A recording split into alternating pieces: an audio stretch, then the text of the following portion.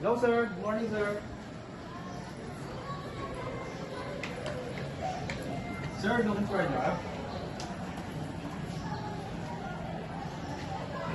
Sir, looking for a job, sir?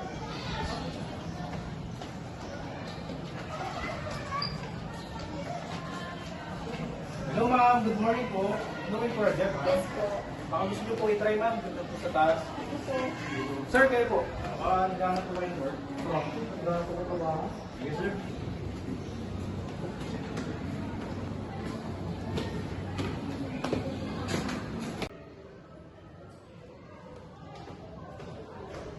Yes, sir, ma'am. Good morning po. Ano po kayo tulong sa amin? Hello po, sir. Nandito po kami para sa final interview sa HR department. Okay po. Pakilagay na lang muna po kayo dito.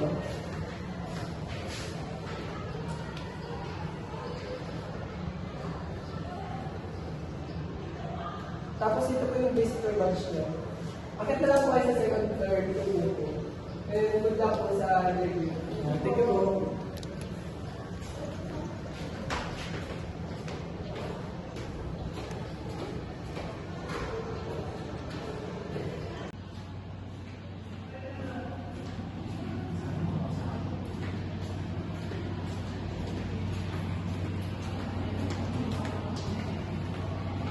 Pinakabahan ko ba sa interview natin? Oo, kinakabahan ako ng konti, pero pinaghandaan ko naman to. Same lang, pero dahil maging confident tayo, saka gawin natin yung makakain natin. Oo nga, good luck sa ating dalawa.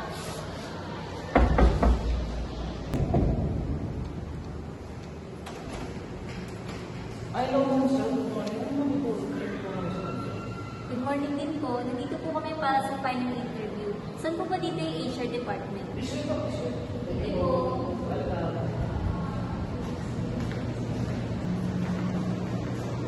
Morning po, ma'am.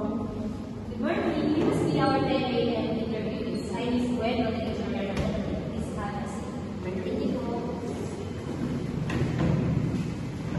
Okay, Miss Sarah and Mr. Jefferson, may I have your documents?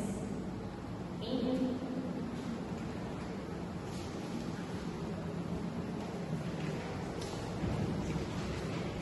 So, let's start with you, Miss Gonzalez.